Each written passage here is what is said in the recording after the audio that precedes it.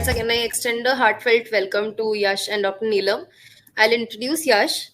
Yash is adept at team leadership, and he's a well-versed person in fostering effective communication and engaging critical thinking to tackle any difficulty.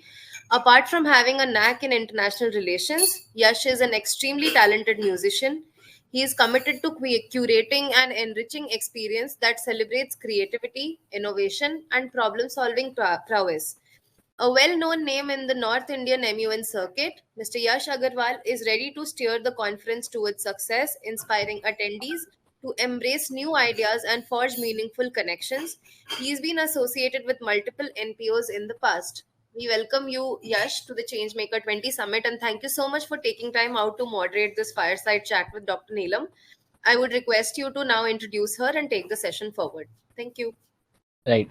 Thank you so much for that introduction.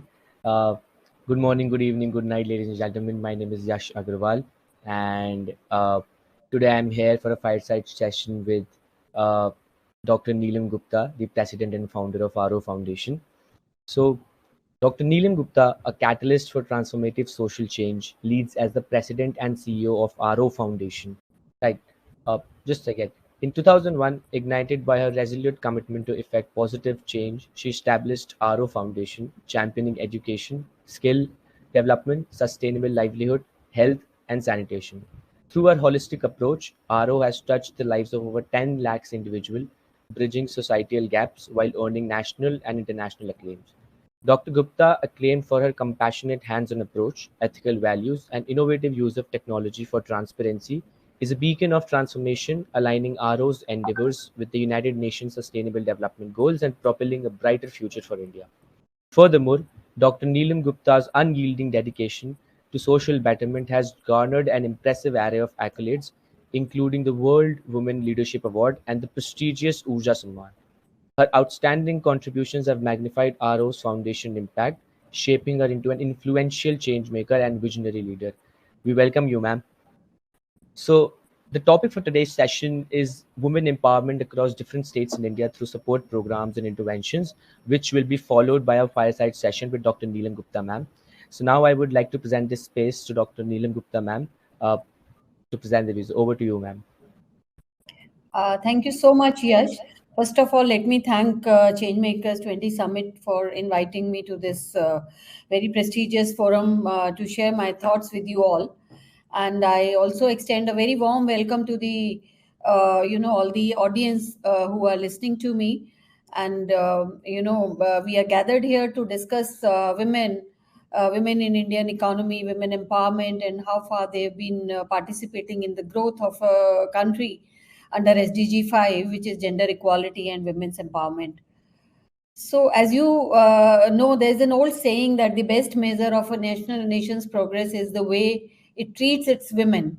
For centuries, women have faced challenges and hurdles that has bestowed on them infinite patience, perseverance, and have only helped them emerge stronger. Over the past few decades, women working professionals have worked assiduously with their talent, dedication, and enthusiasm, adding to their nation's growth and development. Yet, you will be surprised to know in India, only 18.6% of working age women are participating in the labor force, three times lower than men, which is revealed by the Labor Force Survey 2020. And according to World Bank, also women's participation in formal economy is amongst the lowest in the world. Only parts of Arab world fare worse than India. So we have a long, long way to go, long road to cover before we can get the women in economy, women in development, and women participating in development. Women yet their participation is low, but you will also see that paradoxically they are heavily engaged in work 24 by 7. Women are working. There is unpaid work which is not recognized and valued, and there was a report by McKinsey which said that just by offering equal opportunities to women, India could add US dollars 770 billion to its GDP by 2025.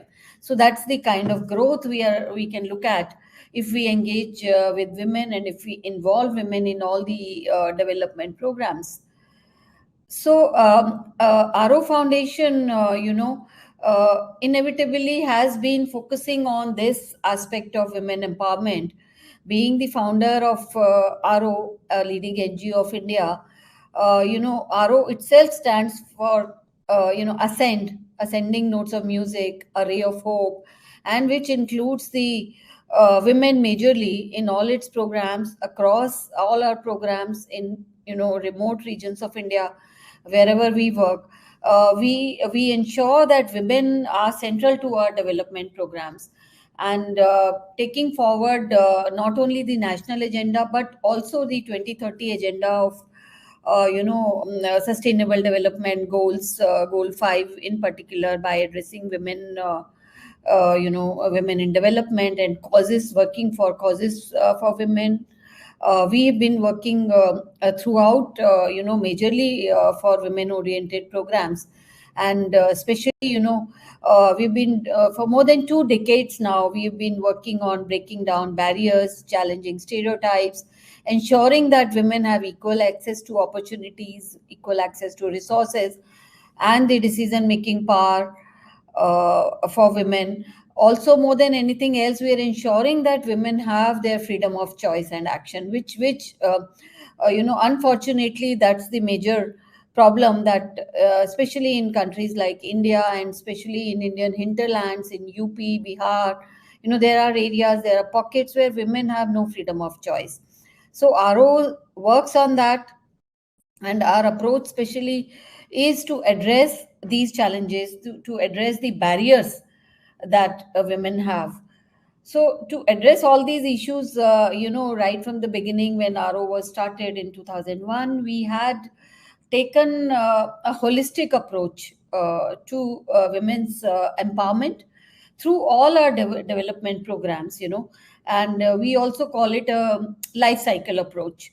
You will know that would have seen that women have been disadvantaged right from birth, even before birth. How, I'll just explain a bit. When the women, when women know, or the families know that there is a girl child, you know being going to be born, it's in the womb. We call it a womb to tomb story for a woman. Right from womb, when they start knowing that it's a girl child, first reaction is, oh God. And if the family has had one or two more girls before her, then so she's doomed. Then there is such a, condolence meetings are held practically. So they don't want a girl child. Though the systems are changing, and especially in urban areas, people are more now accepting the girl child as a option that God has given. But then, her problem, the apathy starts at that level, when they know that a girl child is going to be born.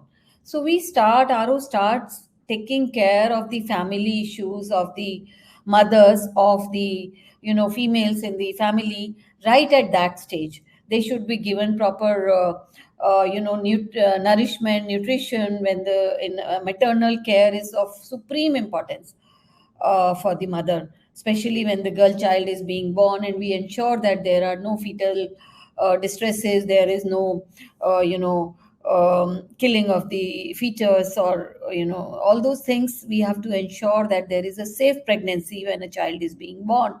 And after the child is born, then taking care of that newborn infant, especially when it's a girl child, giving her equal, nourishment, giving her nutrition, giving her the same amount of care, and as a boy gets in the family, same amount of care and nourishment and nutrition.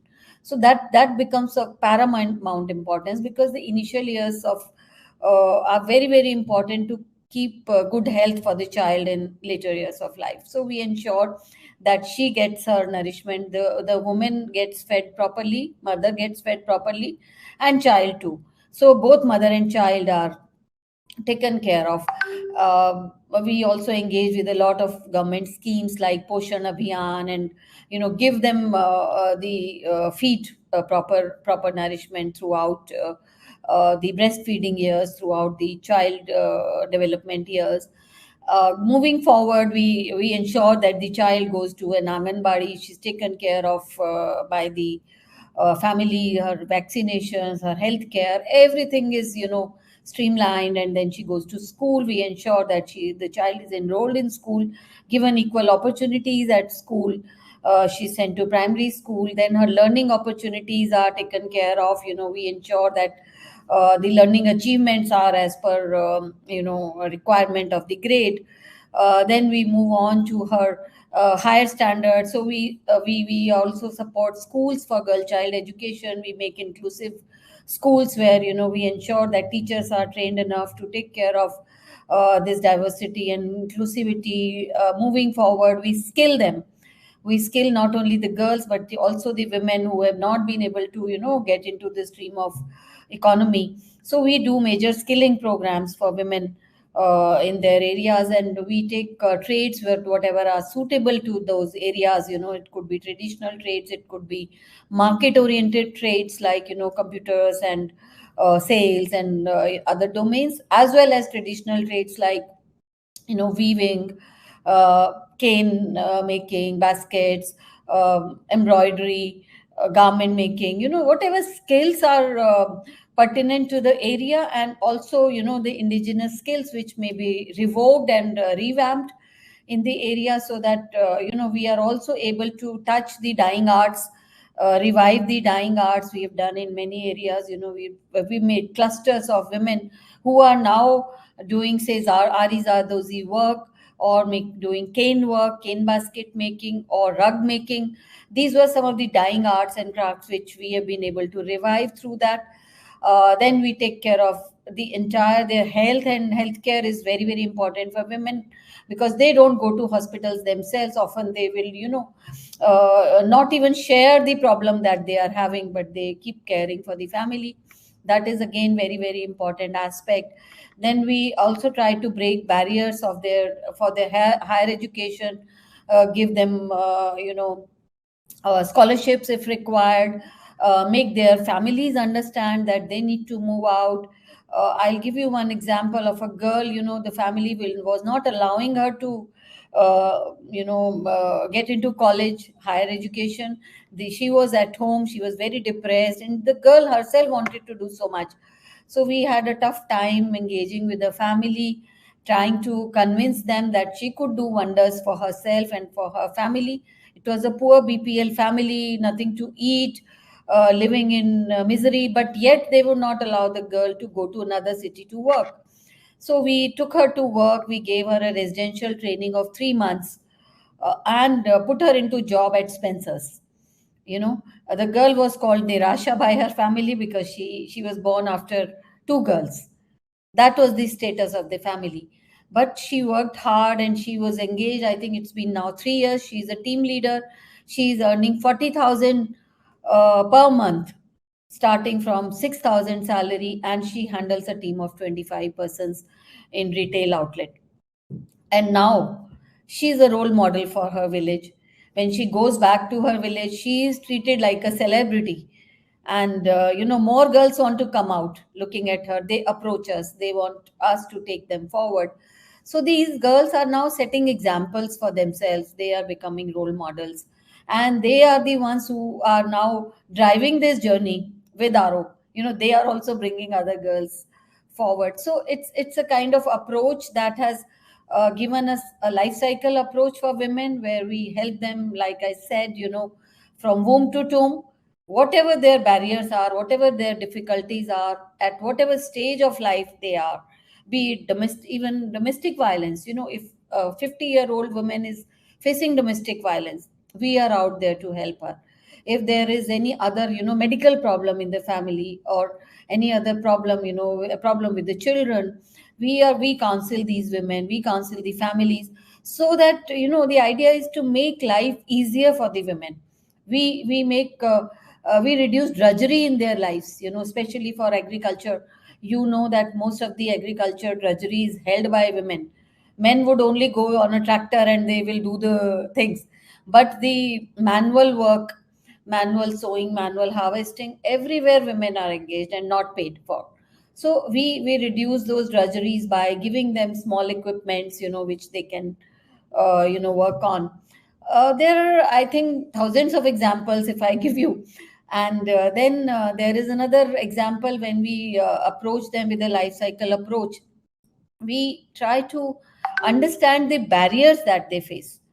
I'll give you an example of a remote area in Meghalaya, East Khasi Hills, where you might have heard that, Cherrapunji area, which is the highest rainfall area in India. But sadly, it's like, water everywhere, but not a drop to drink. Because the slopes of hill, the entire area is affected by surface runoff. They can't hold water. Government is not giving enough water. So I'm giving you this example how we break barriers for women to come up. When we started our interventions, we wanted to do skill development for women so that they can earn a bit and they can improve their incomes. But when we started our interventions, we found the attendance very thin. Women will not come for training. And we started looking at the problems and barriers. We found that the whole day they are busy fetching water, because there is no water to for household chores, for making the food, for doing small domestic things. What they would do is they would go upstream, uphill, and then they will go downhill. There was a stream there. And in Meghalaya, they have those back tripods where they put in pictures of containers which can be used for fetching water. So they go down there, they'll take the water, then they lift it uphill again, come downhill where their village was or house was. And like that they had to make 4 or 5 trips to fetch say about 20 liters of water. It was a big drudgery. It was a big wastage of time. They could not do anything, even at times, of summers, and where more water was needed and less was available. The entire family, the children would not go to school. They would be fetching only water. They will not bathe. The hygiene was an issue because there was no water. So that set us thinking that unless until we remove this barrier of access to water, we cannot do anything with this community. We cannot engage them in any meaningful or productive intervention. So we got the technical team to study what could be done, and we found that if we try to give a solar water pump which could lift this water from this stream, and we store this water on the hilltop, then we take this down by gravity on the other side of the hill, where these women will come and collect water. A common place we can make in the community. It was a small community of 100 households. So they will come and take water, which will majorly save their lives and time. So we did that. And that was a moment of liberation for these women. I can't tell you, I am sure they wouldn't have felt so happy getting independence. But that was a remarkable and, landmark change in their lives, where they could feel liberated that now they don't have to undergo that drudgery. And it was saving 4 to 5 hours of their time. Children started going to school, they started bathing, now they were keeping better health. Their hair started shining because they were not being washed for months. And women were free to take up the skill development courses and education. So that was a change we could bring in their lives, and similar change have we brought in many other villages. And then women were skilled. They were taught, jute bag making, which is jute is an area, is a product of Meghalaya and this part. So they could collect jute and make bags. They were taught basket making. They were taught honey beekeeping, because honey is another thing that these people take.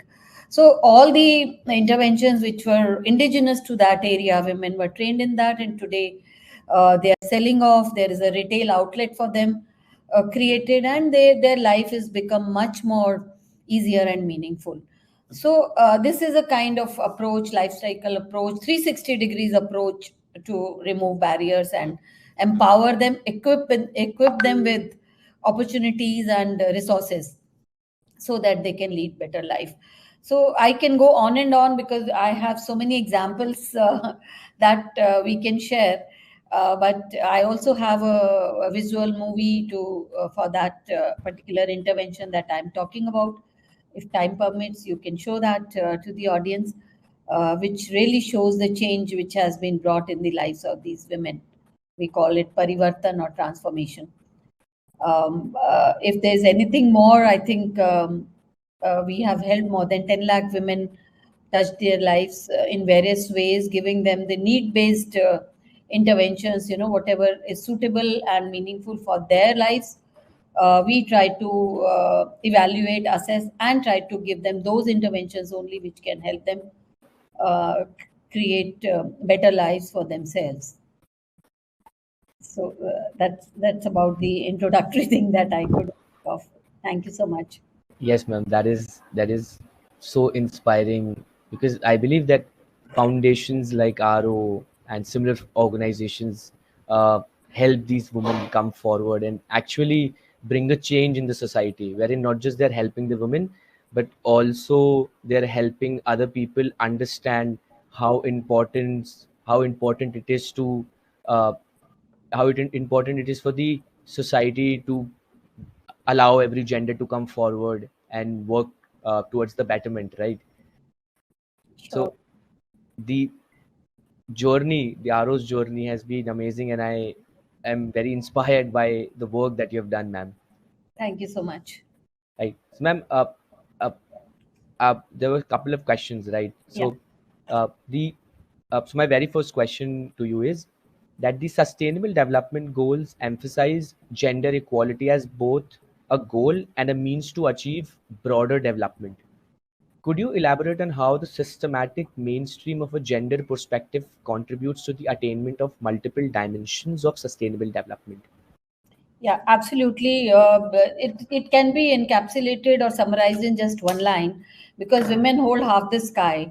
It's half the population. So if you leave out half the population from all other all other goals, if you're not empowering gender, if you're not giving them equal opportunities, if you're not giving them education skills, especially required in today's world, then you are leaving that half the population out of development or half the population out of all other goals. They will, once they are empowered, they will be able to take up the requirements of other goals. If we call it educate, if we call goal 4, say quality education, if women don't come forward for education, obviously we cannot meet that goal. Similarly, if you are not empowering women to earn or create better livelihood options for themselves, or empower them for their economic growth, then the other goals of zero poverty, zero hunger, you just cannot meet any other goal if you leave women out of this development process. So I think gender equality is of paramount importance. I think it's the only goal. Once we achieve this goal, women can take drive the all other goals forward. They will make sure that everything else is achieved, and we have seen it in our own projects where we are empowering women as a cross-cutting theme across all our projects. And once we have empowered women, they are themselves taking the community forward in achieving all other goals. I'll just we also RO has been awarded the UNGCNI award for the best practices to achieve all 17 goals, uh, SDGs. Why? Because we could address gender. We could address gender equality and remove gender discrimination in all other aspects of life, in their education, skill development, healthcare. Three major things we were following for women to break barriers for these three aspects in a woman's life, and we saw that they were participating in everything, be it clean energy, be it life on earth, even life on earth, doing pond rejuvenation, where we could say biodiversity. Uh, the turtles started coming back in the ponds. The ponds were totally dried up, and we women were motivated to restore a pond in their area. And once they did it, they were educated, they were allowed to do it, and we saw biodiversity coming back. The rare birds were coming back, which the villagers said they had never seen this bird in their village. The turtles were following back. Similarly, snakes, which were not seen in the villages. So I am saying that once you empower women and you give them equal opportunities, equal resources, and freedom of choice, they will make sure that they go hand in hand with men, and they are able to work towards the achievement of all other goals. So it's the mother of all other goals, I think, gender equality. Right. I completely agree with that statement, ma'am, that once we empower women and give them the independence, and once the gender equality SDG is achieved, it would surely or ultimately all the SDGs would be achieved. Yes. I completely agree with that statement, ma'am. Ma'am, my next question to you would be that your dedication to gender equality spans over 2 decades. What are some pivotal shifts you have observed in attitudes, policies, or different societal norms related to women's participation in the economy? And what do you see as the most critical next steps in advancing this cause? Yeah. See, over the past 20 years, definitely there have been major improvements. We have seen that women are coming forward in all spheres of lives. Thanks to our policy also, there is especially in India, we have a lot of favorable policies for women, for equal opportunities for women, especially in education. When we were in 2010, we brought out RTE, right to education for all, and it made compulsory and free education for all, and especially gender was included in that aspect. And all the girls started going to school. We have major, I think India leads in the enrollment ratio, where it's more than 100% the gross enrollment ratio. We have lesser dropouts now. Women literacy is slowly improving. If you talk about independence, where we had 12% literacy, to now I think it is 75% overall literacy, and women literacy has also jumped to 65%, more than 65%. So there the changes are pretty evident. And in urban areas, we see that even families and the mindsets are changing. Women are coming forward. They are treating both sons and daughters equally. And when you see the results, just now I was seeing the IAS results, top five toppers being women, girls. That will itself create role models, motivate families to educate girls, who will be lifting the families up, who will be really giving them that status that families yearn for more than boys. So the disparity is slowly, the gaps are closing, especially the mindset gaps which we were having in more in urban areas. But working in this field for the past 20 years, the change has been slow, but we still have pockets where people are not willing to change their mindsets. They still feel that girls have to get married. There's still a prevalence of child marriages. They think that if they don't get them married by 18 years of age, it will be too late, and then the girls will become their decisions, and they will not be so submissive, so as to say. I have witnessed it with my own eyes. Then there are many communities where they don't want girls to have even cell phones.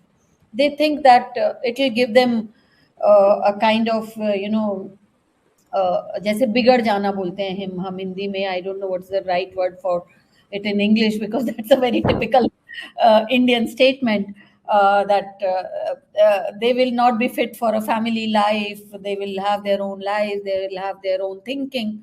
So they don't allow girls to watch more movies. While the boys go out and watch movies, they don't allow girls to go out more often. There are restrictions still in the families, and I also understand a bit of their mindset, because there could be safety issues for girls, safety and security being a major problem in India, especially in certain areas. So those are also real issues, and I think parents' concern is also quite valid in that sense. So we have a mixed kind of scenario happening in India, where people want to go out and seek development, participate in the process of development more than anything else. Girls, and they are also seeing that once the girls participate, how it just goes through sky, the development. So change is coming slowly when people are trying to understand. But I feel also, as you are asking me, what are the steps, what are the things that can be done to change? One thing is political will, I guess. We should have stricter laws, law enforcing agencies, where the safety and security of girls, if we can ensure that, workplace security, the general security on roads and on when they move out of the environment, just security of their environmental security, general security, and safety of in workplace and institutions where they are working, and even safety within their families. That is also another big issue. They don't feel safe, they don't feel secure. There is an issue of domestic violence. Many a times families only hold them tight. They don't allow them to work, they don't allow them to go out, they don't allow them to seek further education. There are a lot of hostility happening within the families also. So if we are able to create conducive environment for women everywhere, you know right from their homes to their workplaces to the outside environment, and the government can enforce strict laws for violating these safety norms for women, I think half of our battle would be won. And the parental mindset which seeks security for their girls would also change slowly. They want them to come out, but for certain reasons, they also hold them back. So one paramount is security for girls. Second, I guess, would be to give them access to equal opportunities, provide with means. We have created a primary school at every kilometer, but there is a middle school, say at 10 kilometer. So now the girl would go to primary school, but because of various barriers, they will not be able to go to the higher education, say middle school, or even higher schools are still further apart. There will be a school, say at 10 kilometer or 15 kilometers or something, where a girl child would find it difficult to reach out to those schools. So means of transports are not there, roads are not there. Again, safety security would be an issue for those girls. Parents will not allow them to go that far. So that's a major cause of dropouts. So we have to increase those means of transport, facilitate their travel or whatever, access to the education, access to workplace, access to the skill development if they have to do skilling for various job roles, because it's not at the doorstep. It's not in the village. It's not, nothing is available in their villages, or even at times, in their blocks or districts. They have to move out to get all those facilities for empowerment. So we have to see that all these things, all these facilities are available for our girls and women, so that they can access those opportunities and be equal to the boys. So these are two, I think, important things. And third, of course, which is inherent, that the level of confidence that we want in our girls, and freedom of choice. Oftentimes, the girls are bogged down by so many pressures, family pressure and societal pressure, that they themselves lose their confidence. And over a period of time, they have been subjugated, they have been oppressed, and so their confidence is always very low, their self esteem is low. You will see that the girls who are able to assert themselves, who are able to get that confidence, and they have sought their freedom of choice, they have snatched and grabbed their choices. They say that I have this choice, I want to make it. Then the families also have to relent and give way to their choice. So we want our girls also to you know be firm, be firm with their choices, be firm, be confident of their path that they are choosing. That is what we have to work on. Hold the horns of the bull from both sides. They have to, the girls have to assert themselves. They have to also, be confident, and the families and systems and government, everyone has to, work from both sides to make it happen. It's a very difficult task. We have reached about 65% literacy for women. The last leg is very, very critical and tough, because now the tougher journey, low hanging fruits, we have already taken, reached 65% level. Now it's the regional disparities, the diversity, the other inclusivity, and those very hard to reach areas we have to capture. So it's a more difficult journey for everyone. So let us see. We are trying to address all these issues. Government is also trying, but I think more focus and more effort is required, certainly, to reach there. Yes, ma'am, I truly believe that because of all the strategies and solutions that you just mentioned, I believe that all of them somewhere or the other are interconnected with Yes. each other. Because ultimately, if policies are changed, uh, women will feel safer in the society, and it would ultimately give them a better option or a better chance to be firm with their decisions. And ultimately, it would also change people's mindset as well. Yeah, so So, it's all kind of a cycle, vicious yes, ma'am. kind of circle. So if you get entangled with one part, you are not able to break free from from that circle. So I Right. think, let's see. We are hoping that slowly the change will come. Right. Truly, ma'am, the change will come, ma'am, surely. Ma'am, my next question to you is, and I know that you've already answered this question multiple times through your other answers, but as the founder of this prestigious organization, you've been a key player in promoting gender equality from so many years. Could you share some specific strategies or initiatives your foundation has undertaken to address these issues of missing women in the Indian economy? Yeah. So as I've already told you, we have only 18%, near about Yes, ma'am. 18% women in Indian economy, though the 100% unpaid work is being done by women. If you call it agricultural economy or any other, healthcare or family care, old people's care, everything is being done by women for which they are not paid for. Homemakers are there who work slog for 24 by 7, but the man goes and earns. So his contribution is counted, but a female's contribution who has equally, contributed to the family so that man can go out and work, taking care of the children, taking care of the household, creating, the environment that a man can go out. So obviously, the women are there, they are doing everything, they are participating in work rather more than men. They work, especially in agriculture. It's women who are get up at 4, they go to the fields, they do all the field work, and then they come back, they cook, and then they take care of the family. So, and men oftentimes you will see sitting under the tree, gossiping or playing cards after they come back from the field, but women then take care of the household. So I would say that their contribution is there, but not visible to the world. Silent, they we can call them silent workforce, you know because are not earning through their work, and economy is not recognizing their work.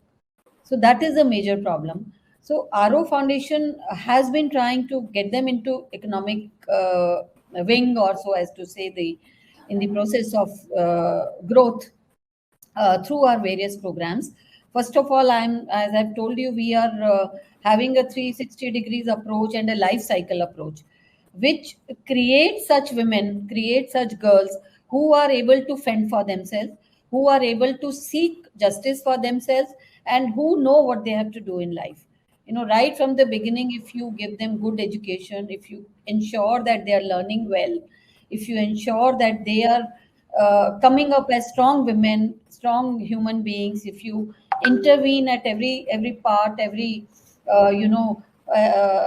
juncture of their life, by telling them what to do, counseling with them, helping the parents rear better daughters, helping the mothers to bring up empowered daughters. That is one of the focus of our programs. You help the mothers, you teach them how to work on their daughters and how to ensure that their daughters are well brought up. So these are the things that our foundation has been doing, and so far I think we have put at least 5 lakh women into the economy. We have skilled them, we have trained them, we have made them livelihood or employment ready, and they are seeking employment, they are working, and they have in fact uplifted their not only themselves but their families. So I think more than a lakh of families have broken free of poverty with our efforts and with the efforts of those girls who have been trained and put into jobs or other financially paying vocations. So these are the efforts that we are constantly making, and livelihood and skill development and empowerment through skill development is one of the forte and major focus area of our foundation in whichever area we enter, whether through government schemes like Deen Dayal Upadhyay Gramin Kaushal Yojana, where we reach out to the remotest corners of India, as I gave you an example of the girl Nirasha, who was brought out into the mainstream through our efforts. Similarly, there are many other, more than a lakh of women and girls who have been brought out like that, who were not able to come out but through these programs. And now they are earning well for themselves, doing well. They have Some of them have got married into good families, and literally their lives have changed. You have to see, look at them to feel and see how their lives have changed. So these are the efforts through skill development efforts and interventions which focus on livelihood, enhancing their livelihoods, giving them sustainable livelihoods through job creation, through self-employment, through businesses, through entrepreneurship. Through entrepreneurship, we are creating entrepreneurs. One of the girls has gone and secured 75 lakh from Shark Tank. She was trained by us to be a woman entrepreneur. Some of them have raised funds from state governments, 50 lakh from a state government. They have raised funds and grants for their enterprises, and they are doing extremely well. They have showcased their work in Dubai and even states. One of them went to Texas to showcase her work. So we are reaching out to women at every level, be it poor women in a remote area or a remote village of India like Meghalaya or Chhattisgarh or Bihar, or be it an urban city-bred girl who's looking out for entrepreneurship, wants to be there as an icon. She wants to have a tech startup. We have been focusing on a lot of tech startups. 300 women we've already supported for tech startups. So we are taking a whole spectrum of women to help them raise up themselves, uplift themselves, and some of them are now famous. In fact, one of them, our woman called Pallavi, she has just got a state level award in Bengal State Award to as a best woman entrepreneur, best woman startup in her state. So another one has won a best woman startup in Meghalaya, and she has also received a land and a grant of 5 lakh. And now these women are our, what should I say? They are creating a ripple effect, because once you empower them, they give employment to other women. One women entrepreneur will give employment to at least 20, or some of them when they go up they might give employment to thousands. This is where the success lies. You you say na, jyot se jyot jagate chalo. So ek you light one lamp, it will light a million lamps. So this is what our effort is. You empower women and you empower them to empower others, so that a lamp which is lit here in my organization today is able to light million other lamps. We may not be able to track those lamps, how many, in further cascading down the line, how many are done. But it gives me a huge satisfaction to see some of these examples who have been doing extremely well for themselves, for their families, and for the country itself. So this is how we work on 360 degrees approach for women empowerment and for bringing them up in economy. Right. Ma'am, any last remark or any last comment for all the attendees that are watching you and listening to you? Uh, anything for them? Yes, I would say that women sometimes, we think organizations like ourselves, or even individuals like the women that we are helping, everybody will say, oh, what can we do? We are just a drop in the ocean. How can we bring the change? It's not possible. So to them, I'll always say, you are not a drop in the ocean, you are an ocean in the drop. So just be yourself, believe in yourself, go out, reach out for your dreams, seek your dreams, whether you are an organization or an individuals. Once you go out and demand, create for yourself, I think people will follow you. No, nothing is stopping you. No barriers, no government, nothing. No, not your family. I don't think there is any stoppage, any barrier for the women who want to go out and get it. So I would always tell everyone, go get it. Somewhere it's there for you. Right, ma'am. That was such an inspiring and enlightening session, and I surely believe that all the attendees that are here, uh, uh, they must have been enlightened by whatever you have spoken today, and it must have given them the dedication, or uh, what we'll say, the power or the idea to how to change the society and bridge these societal gaps on the individual level, right? And ma'am, it's an honor to uh, have a chat with you and to hear your thoughts on such an interesting topic. uh, Thank you so much, ma'am, for Thank you joining so us. much, Harsh, and thanks Changemaker 20 for having me here. It's been such a privilege, and pleasure is all mine. I'm thankful for sharing my thoughts here. Thankful to you.